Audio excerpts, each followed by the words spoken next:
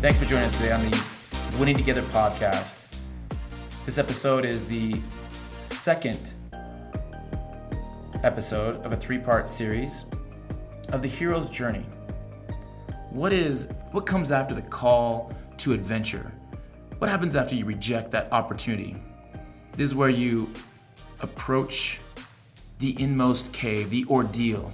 What is it you're after? This is where you decide what you're willing to put on the line to become the person that can slay your dragons. How does our hero engage or confront his ordeal or ordeals? How are you? Are you starting to see yourself as a hero of your own journey? Come along, learn and grow and win together on today's Winning Together podcast. When we commit to doing good things, we expect good things to happen. And initially, often we do. We feel good, things work out, wow, you expect that trend to continue. But the hero's journey dictates that there has to be some wrenches thrown in there, some real,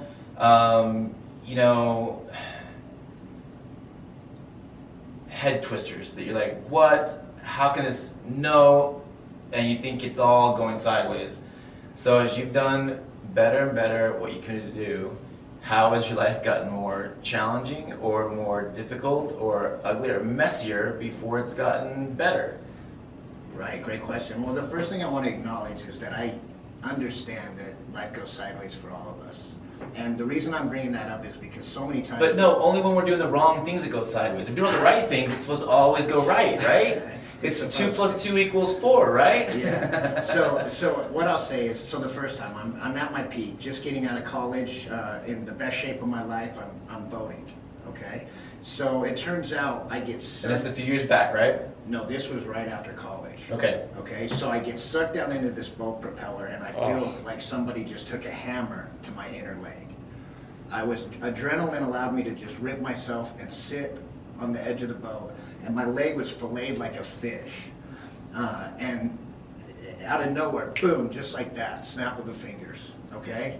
So the bleeding's crazy. We wrap a towel around it. To make the long story short, it missed my femoral artery by about 1/4 of an inch. Completely derailed my plans of continuing athletics or anything like that at that point. And that was the first time when I really felt my life go sideways. Not too long after that, I had a knee surgery. I got MRSA, staph infection, and I was going to lose my leg, definitely never be able to run again. Kind of not as bad as what you see Alex Smith go through on TV, but they had to operate on my leg 8 times within 6 months. Oh. And so that was really bad, and that just kind of started me on a path of realizing that no matter how good things are at, it's always possible for my life to go sideways. And so how do I create the type of growth to where when my life does go sideways, I can immediately go head towards that adversity in a healthy way, rather than let that just trigger these old thought patterns that start getting me stuck in my disease again.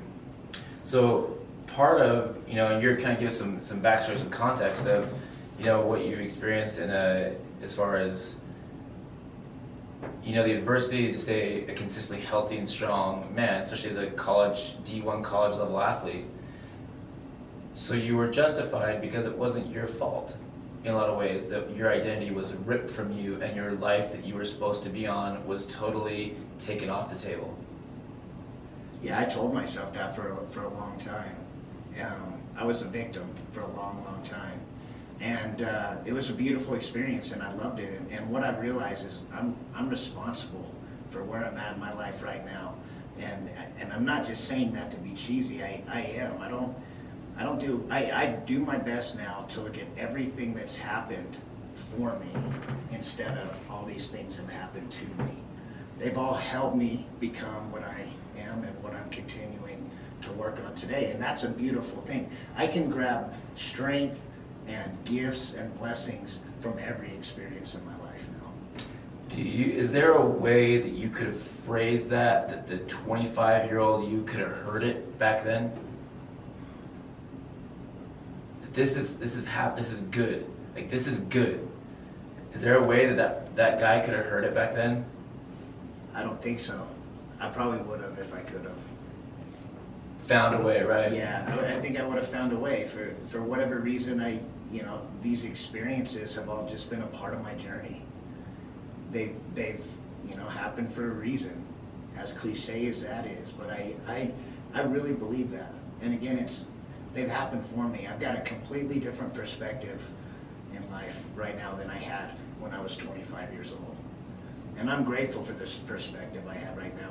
And really, perspective is so important. I can take the same situation and I can look at it with my old thought patterns to where I'm the victim of that situation and it just wrecks me. It will take me down in a matter of 2 weeks. Or I can flip my perspective, look at the blessings from it, look at the good news, and it's like two completely different situations. And I'm two completely different people by the way I look at these things. I mean, I wear my emotions on my sleeve. People can tell where my energy is at, whether it's high, medium, or low, within seconds of seeing me. That's another law of the universe that I'm constantly aware of. And man, trust me, there's lots of times where my energy's low. But the cool thing is I'm aware of that, and I know what to do to get it back up. Well, what I hear too is there, more radical acceptance of that it is what it is, and not making it mean anything. So, Jared, the clinician, I feel like you got something you want to share, some insight you want to give. I'm just loving this perspective shift that you're talking about, and looking back at your 25-year-old self and being able to say, like, there's nothing I could have done to change that dude's mind.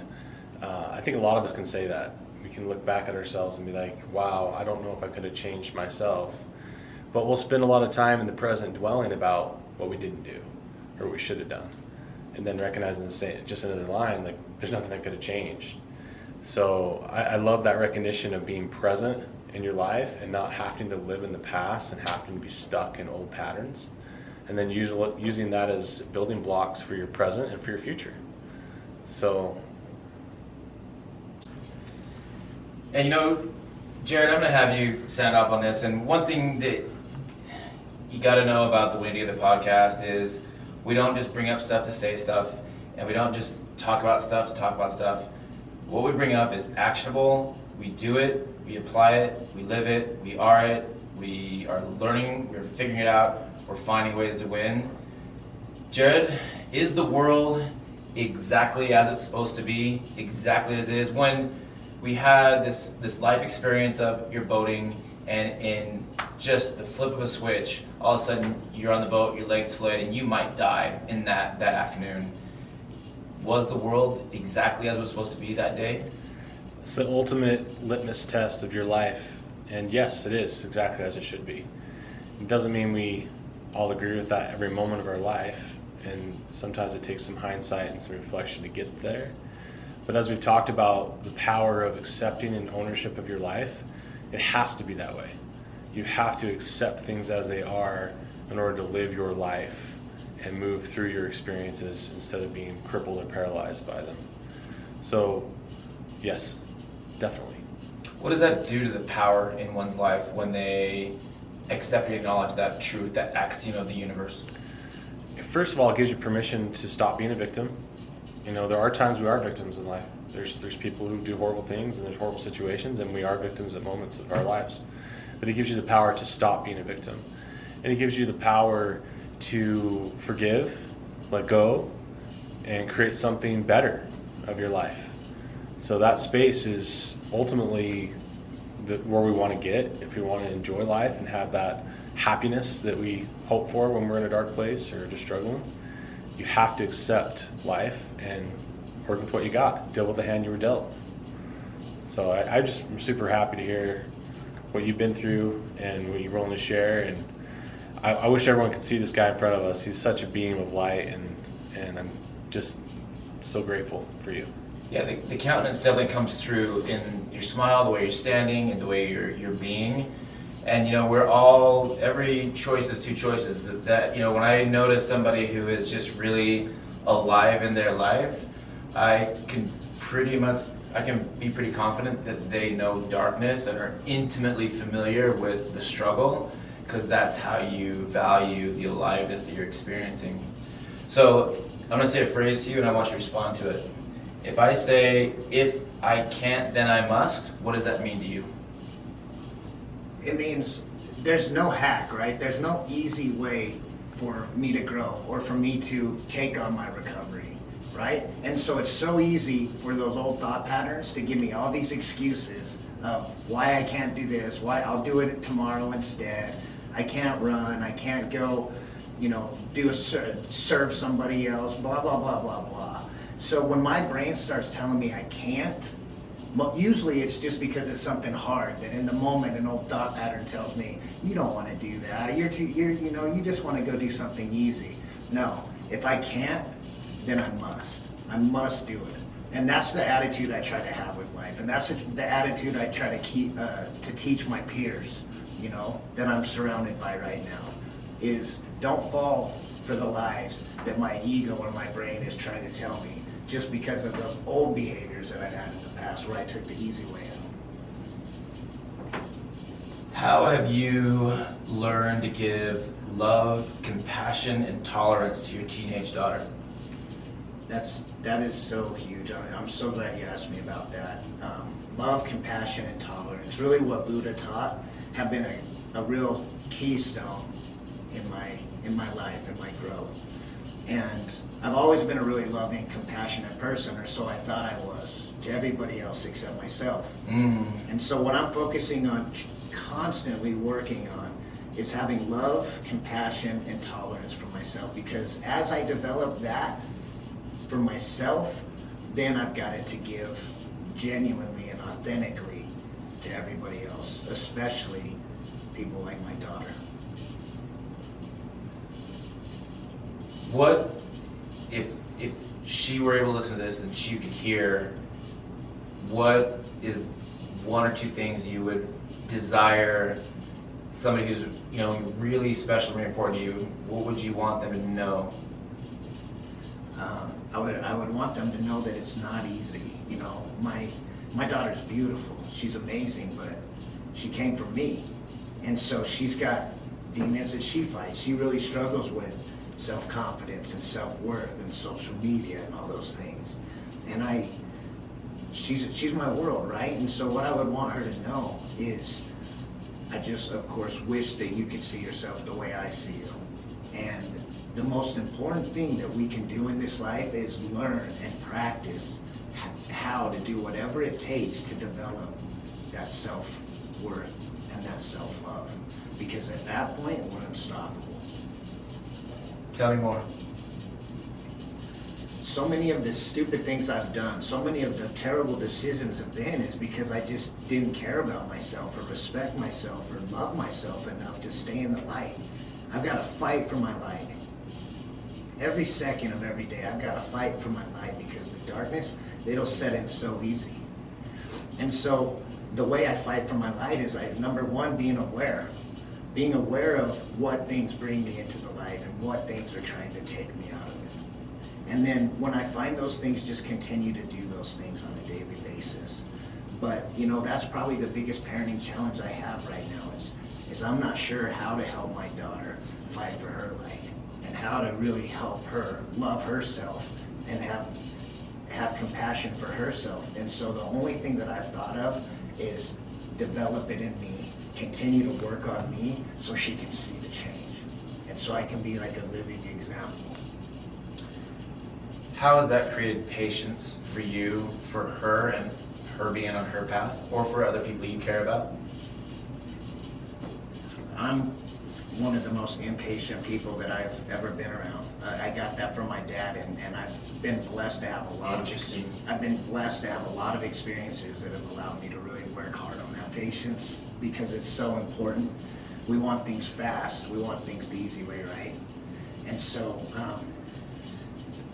being patient, I love that you said that, because that's something that I've got to make sure I'm aware of and focused on every day. I'm not going to get results tomorrow, but if I can just get that 1% today, or that 0.5%, or that sliver of progress today, then I'm winning.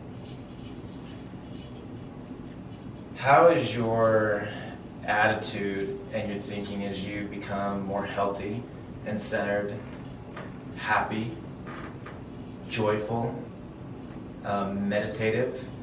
How has it gone from an all or nothing attitude, and what has it gone more towards? So in the past, I've always been so reactive, angry. When something happens, whether it's somebody on the road or somebody even looks at me funny, I just explode into a reaction. Whew. And it's been a real miracle how that's gone away. I respond now. I truly do. I'm grounded. I'm centered. I love myself. I love the people around me with all my heart. If you know me, you know that's true. And so now when things come up, when things happen, I'm able to just respond. One thing that you and I've done, small thing, is we text each other, and it's a phrase. It's a phrase I adopted from somebody else, but it's mine now. It's, I love you, all the way, no matter what. And that little practice has, people think I do it for them. I don't. It's totally selfish. Because it's like what you're saying, if I want my daughter or my girlfriend or my wife or my stud friend to feel love, I've got to be it, and I can't give it if I don't have it. And practicing that with you of like just love, and you have responded in kind. Has that been meaningful for you, or how has that been meaningful for you? Yeah, that's been extremely meaningful to me. In fact, it actually just started bringing up, some tears, because that's a huge thing, and it's like until we started doing that, I would have never guessed how powerful that is until we started doing it, and it takes me outside of myself. I get to think about doing something else for you, somebody who has been a huge influence in my life, and it's been a way for me to give back to you. And like you said, I'm giving to me. It's right. Yeah, I know it's probably a terrible explanation, but that's been extremely meaningful. That's beautiful.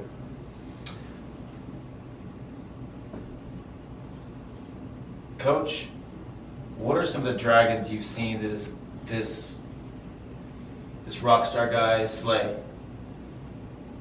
Well, it's I won't give you specifics just because it's not my story to share. Appropriate. So I guess maybe what I'm saying is, as sometimes other people can see some of the way we're doing what we do. So what are some insights that you feel comfortable sharing about some of the dragons that have come up that he's had to slay or been part of it? Yeah, I think one just big one recently is it's important for us to all recognize we run patterns. And our neural pathways are linked to what we wear, to what we say, to how we hold ourselves, to the way we watch TV, to how we lay in bed, to what we're eating.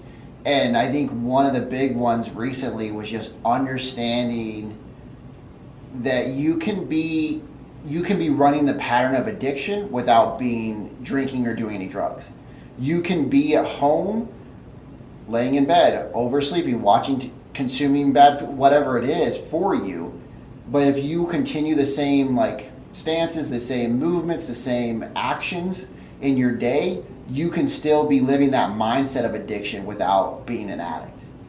And I think a huge thing for him that he's been working on recently, that he is working on overcoming, is understanding that and getting out of that pattern and creating a new pattern, a new healthy pattern.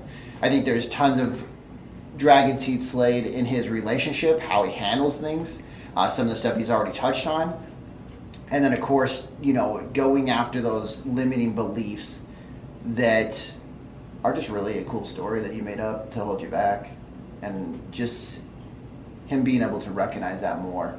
And just, I think he said something huge a little bit ago about being present.